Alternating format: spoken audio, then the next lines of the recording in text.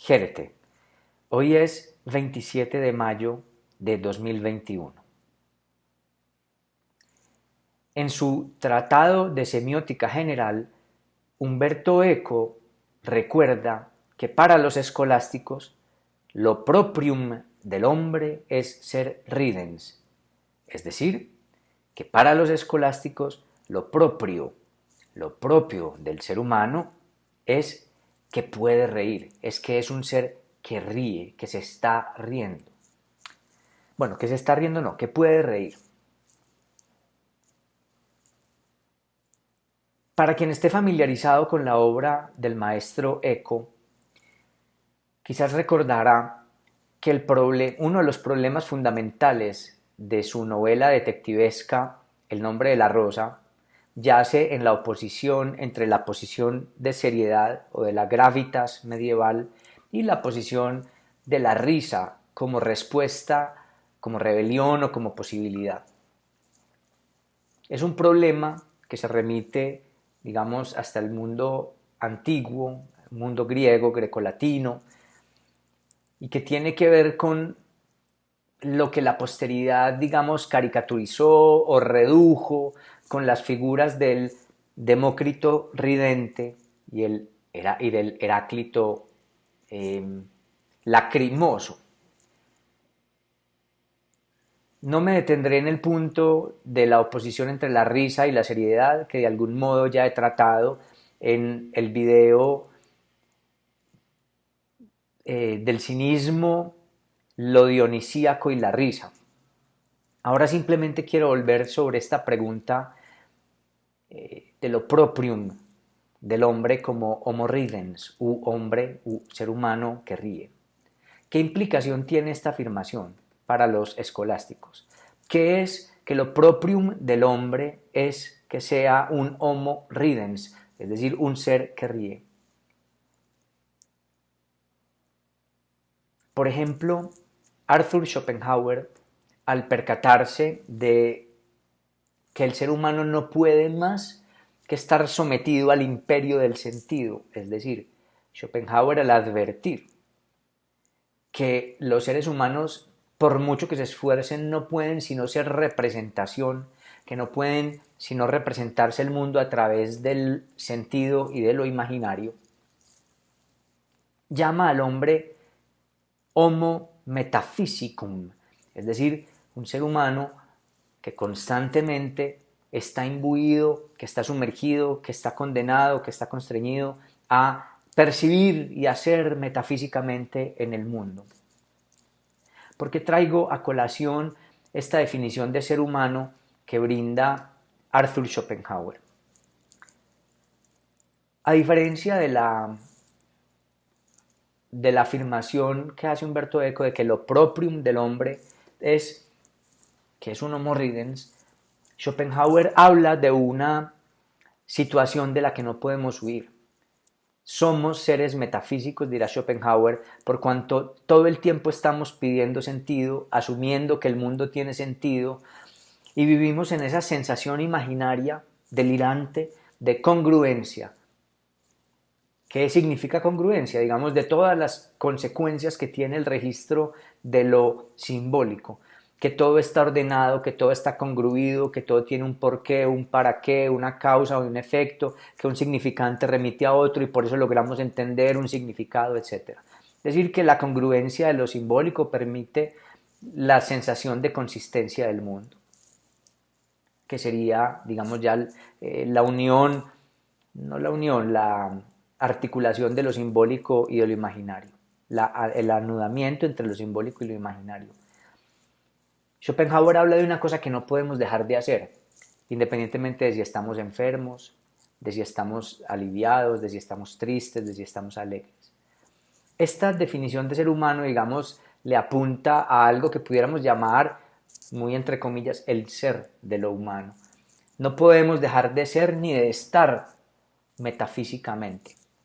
Sin embargo, y aquí viene la diferencia, los escolásticos hablan de un homo ridens, y esto no se iguala exactamente con la proposición de Schopenhauer en cuanto a que no a toda hora nos estamos riendo, si estamos aliviados, si estamos tristes, si vemos cómo se nos desmorona la sensación de mundo que teníamos, o si vemos o si vivimos en guerras, en enfermedades, pues entonces la sensación de la risa se disminuye o puede hasta desaparecer.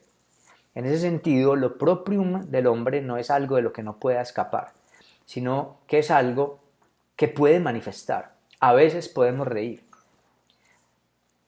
¿En qué se diferencia lo proprium del hombre como Homo ridens a la afirmación schopenhaueriana de el ser humano es un Homo metaphysicum, Homo metaphysicus, perdón? En que Schopenhauer, digamos, da cuenta de algo que no podemos dejar de ser a toda hora, mientras que lo proprium del hombre para los escolásticos es una cosa que podemos manifestar como un atributo único, aunque esto no quiere decir que a toda hora lo estemos viviendo o manifestando. El ser humano puede reír, pero puede no hacerlo. En cambio, para Schopenhauer, el ser humano no puede dejar de ser metafísico, independientemente de las vicisitudes o de las circunstancias. Todo el tiempo pedimos sentido, asumimos sentido, producimos sentido, adjudicamos sentido. Representamos.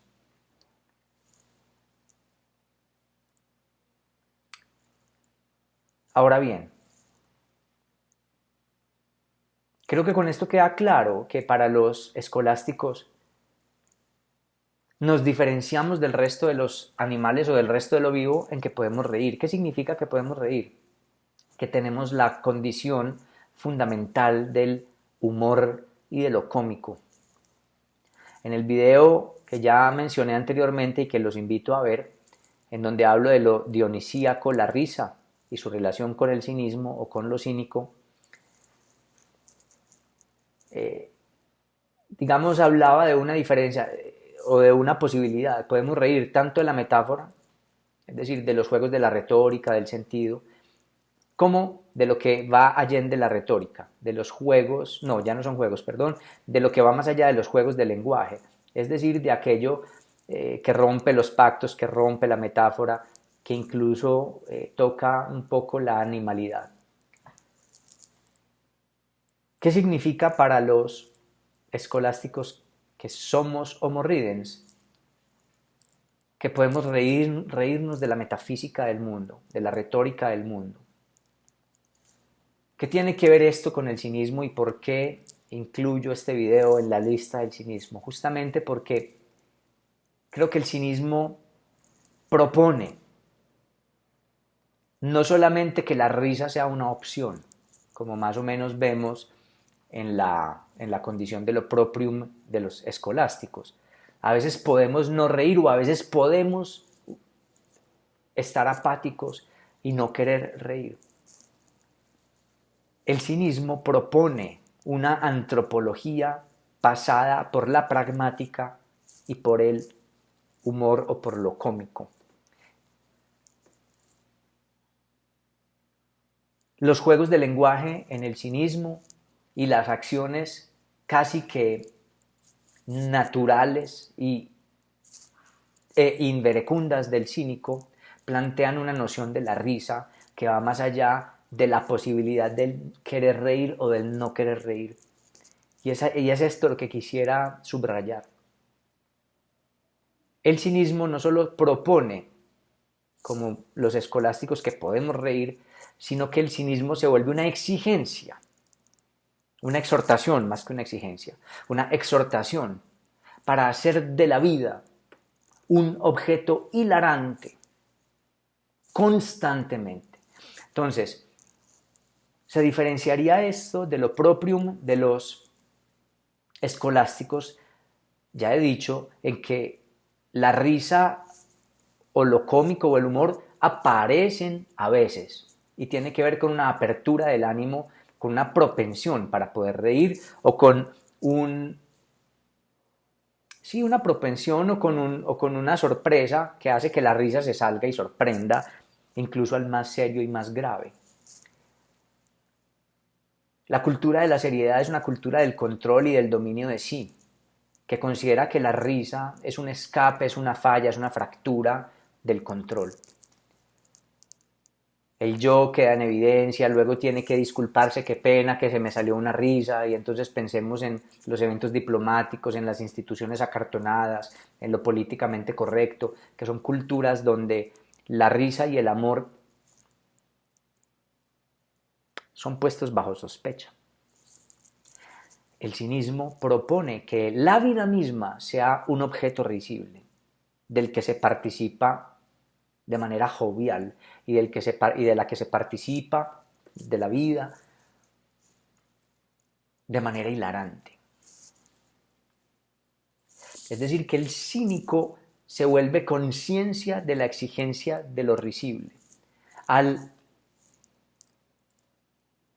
escrutar las o los nomísmata, es que no sé cómo decirlo porque nomisma siempre se me dificulta un poco porque la palabra nomisma en griego es neutra, en la lengua greca es neutra, pero en castellano no tenemos esa, pues lo podemos hacer lo nomisma, pero queda como muy artificial. Entonces en algunos videos he hablado de las nomísmata porque al terminar en A se me va como la posibilidad de que sea femenino en castellano, pero al recordar que la palabra es neutra, pues entonces trato de utilizar el lo nomisma y no sé cómo nominarlo. Bueno, los nomísmata, digamos hoy.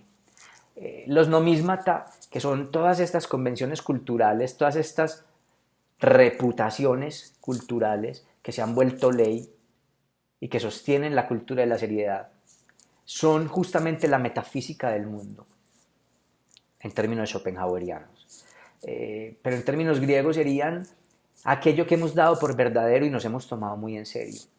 El cínico dice que hay que reír de la vida porque es que somos risibles, somos dignos de carcajada por nuestra ingenuidad, ingenuidad por la cual nos matamos, ingenuidad por la cual sometemos a los demás, ingenuidad por la cual la vida se nos vuelve un antagonismo. Hay que reír, dice el cínico, porque somos la criatura un tanto estúpida que se toma en serio los delirios que se ha inventado. El cinismo hace una exigencia. No es solamente que somos un homo ridens, como posibilidad de que a veces nos riamos, de que a veces tengamos un estado de ánimo, de que a veces se nos escape una carcajada como se nos escapa un pedo, sino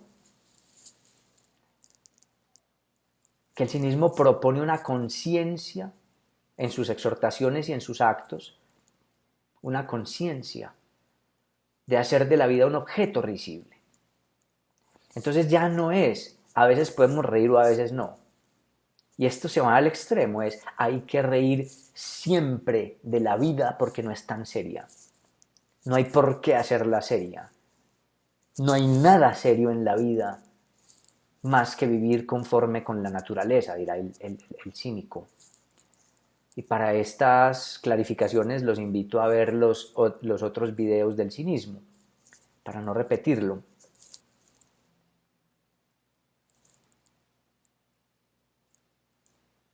Es decir, que para el cinismo es tema serio hacer de la vida un asunto risible. Reír cura de las enfermedades de la seriedad humana. Y los cínicos plantearían que la risa, lo cómico en la vida, lo hilarante de la vida, nos brindaría la levedad, nos brindaría la felicidad, nos brindaría la tranquilidad. La inverecundia en el cinismo, el oprobio, el ludibrio para el cinismo serían los trofeos que reconocerían que el cínico está obrando bien, que el cínico se está riendo de la vida. Reír de la vida incluso, es que esto es lo extremo, en las peores tragedias. Es decir, hacer de la tragedia una comedia, de lo que también hablé en ese video de la risa, lo dionisíaco y el cinismo. Se tratan de formas de asumir al mismo Dios, a Dionisos, hacer de lo trágico lo cómico. ¿Por qué digo extremo? Porque incluso en las guerras en las pestes, en las desgracias hay que reír. ¿En qué sentido? Entendiendo que no son tragedias, no son calamidades. El cínico acepta o acoge o asume la miseria porque ya después de la miseria no hay nada más que perder. Lo tiene todo, se tiene a sí mismo, se tiene su libertad y su coraje, su libertad de palabra y de acción. El cínico ríe porque no tiene nada que perder, lo que puede igualarse a ha ganado todo, lo posee todo, se posee a sí mismo y posee la capacidad de andar por el mundo libremente, es cosmopolita y entonces no tiene más que reír. Hay algunos que se sienten ofendidos, por ejemplo, si uno piensa que en los peores momentos, como las pestes o como las tragedias sociales, habría que reír o se puede reír. Hay gente que se ofende con el humor en tiempos de tristeza, con el humor en tiempos de crisis, con el humor en tiempos de calamidades. Y sin embargo el cínico dice, justamente, hay que señalarle a la cultura que hasta de eso hay que reír. Y no como una especie de, de terapias del positivismo tóxico que se llaman hoy, de no ríete de todo porque siempre hay que verle el lado bonito a la vida. No, no es esa ingenuidad y no es esa imposición cegadora de mírale siempre lo lindo a la vida y sonríele a la vida. No, es reírse a la vida porque es lo único que queda, porque es el absurdo mismo, es saber del absurdo, como diría Albert Camus. O sea, la vida no queda sino arrojarse absurdamente porque no hay manera de que no sea absurda. Es reírse hasta de la calamidad como respuesta. Me recuerda un tanto a la afirmación de Ernesto Sábato en el libro La Resistencia, cuando dice nada puede el mundo contra el hombre que canta en la miseria. Los cínicos no solamente cantaban en la miseria en términos de Ernesto Sábato, sino que se reían en la miseria y de la miseria, en la miseria y de la miseria. Porque la miseria humana es la gravedad con la que se toma la vida. No es desconocer las dolencias, no es desconocer el hambre, no es desconocer la peste como si no existieran, que es lo que plantea el positivismo, digamos, pero positivismo en términos vulgares, no en términos científicos ni en términos filosóficos. El positivismo contemporáneo es sonreírle siempre a la vida, a esos manuales de autoayuda contemporáneos. No, no es desconocer que no haya peste, no es desconocer la existencia de la calamidad y del dolor. No es indolencia, es respuesta, es rebelión. Me acuerdo mucho de el humorista, el comediante colombiano Jaime Garzón, porque él se reía de la tragedia colombiana. ¿En qué sentido se reía? La declaraba, la señalaba. Señalaba la corrupción, señalaba las tonterías de los dirigentes, señalaba las estupideces del pueblo llano. Hoy hay como un intento de idealizar a Jaime Garzón como figura de lucha, pero Jaime Garzón le decía tonto al pueblo colombiano muchísimas veces también. Eh, Jaime Garzón era un cínico por cuanto le proponía a la sociedad, señalándole sus estupideces, señalándole sus gravedades. Era un cínico porque al señalar todo esto, se reía y proponía que el mismo pueblo y los mismos dirigentes y el mismo país debería estarse riendo como se reía él. Bueno, esa risa cínica le costó la vida, como le hubiera costado casi la vida. Es decir, hubo un momento en que Diógenes el cínico estuvo a punto de morir cuando retó a Alejandro el Magno. Alejandro hubiera podido desenvainar su espada y clavársela al cínico desnudo, al cínico inerme. Las denuncias de la risa cínica siempre son una amenaza a la cultura de la gravedad, a la cultura de la seriedad, a la cultura de lo políticamente correcto, a la cultura de la sospecha del amor y de la risa. Bien lo declara Humberto Eco en la novela El nombre de la rosa. La risa siempre es cínica. Lo mismo plantea, se me fue el nombre, Bakhtin, Mikhail Bakhtin, con su texto sobre Rabelais y la cultura popular en el Renacimiento y la Edad Media, la risa como, no solamente como inversión del mundo y como interpretación del mundo y como crítica del mundo, sino la risa como cinismo. El cinismo, pues, y con esto concluyo, propone hacer de la vida algo hilarante, pero no como una negación de las calamidades, no como una ceguera ante las calamidades, sino como lucidez ante las calamidades y ante la gravedad humana. Gravedad como peso, como seriedad, la gravitas como la entendían los antiguos latinos.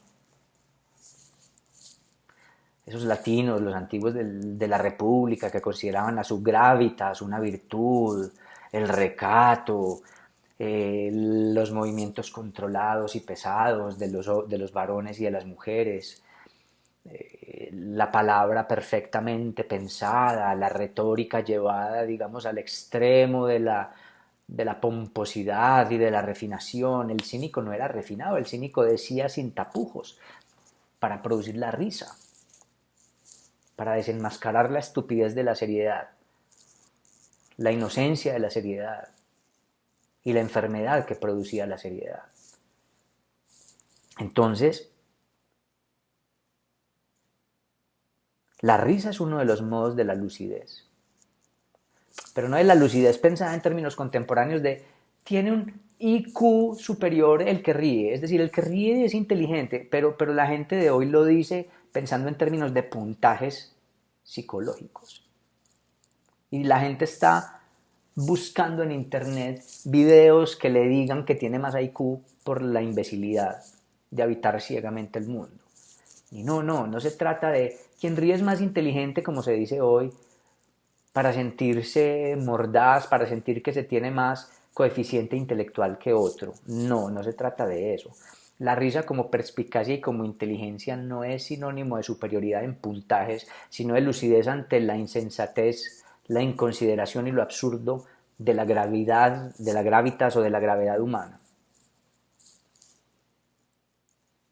El cínico no estaba pensando, no solo porque no existía en puntajes, sino porque no le hubiera interesado ese asunto de los puntajes que seguían siendo nomísmata, que seguían siendo instituciones humanas. No, el cínico se ríe porque es el modo, es uno de los modos, pudiéramos decirlo con Camus, de responderle a la vida. Es que no hay más que sentarse a reírse de lo humano. Como diría Paladas de Alejandría, esto es un teatro, esto es una escena teatral, es una obra teatral sin autor. Esto es completamente absurdo. O aprendes, diría Paladas el alejandrino, o aprendes a desplazar la seriedad, o atrae hacia ti, o atráete los dolores y las calamidades. La risa es el modo de responder ante la lucidez de la inconsideración de lo humano. Sí, el cínico quizás sí tiene una teoría de la superioridad en su risa. Él dice, yo estoy mejor que los demás porque no me enfermo con los nomísmata y porque vivo conforme con la natura. Seguramente sí hay esa sensación de superioridad en el cínico.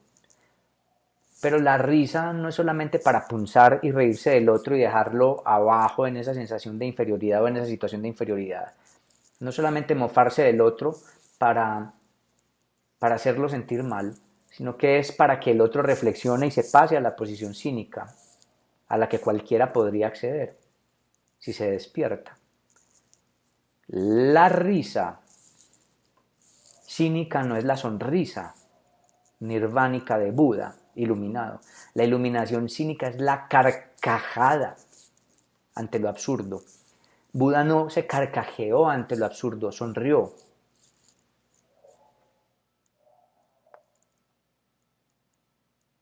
En cambio, el cinismo se carcajea de lo absurdo y ante lo absurdo. Se ríe de la miseria y en la miseria. Miseria de la que no hay escapatoria, a no ser que se asuma el kata physin o el vivir secundum naturam, según las leyes de la natura, tal como los cínicos la habían interpretado.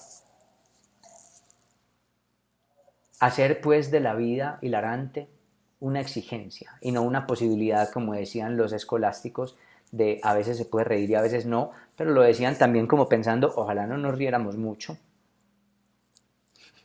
En cambio el cínico dice, no solamente hay que reír, sino carcajearse. Es que no es ni siquiera una propuesta de estar siempre yelastos, estar siempre sonriente o afable ante el mundo, sino que es que el cínico propone un canjasmos, una carcajada de la vida. Es el modo de vengarse a la nada inconsiderada de la vida y de hacer despertar a los humanos. De vengarse de la nada, de la vida, de la inconsideración y de lo absurdo de la vida, pero también de despertar a los demás seres humanos. No solamente es hiela, no solamente es una exhortación a ríe, sino haz de la carcajada una apertura y una posibilidad constante, porque el quien se carcajea ha llegado a la iluminación cínica. Hasta aquí pues el presente video, muchas gracias por haberlo soportado y seguido. Ya habrá más si hay vida y si hay voluntad de hacer otro video. Ευχαριστώ πάρα πολύ. Να είστε καλά. Αυτά ήσαν. Γεια, γεια, γεια.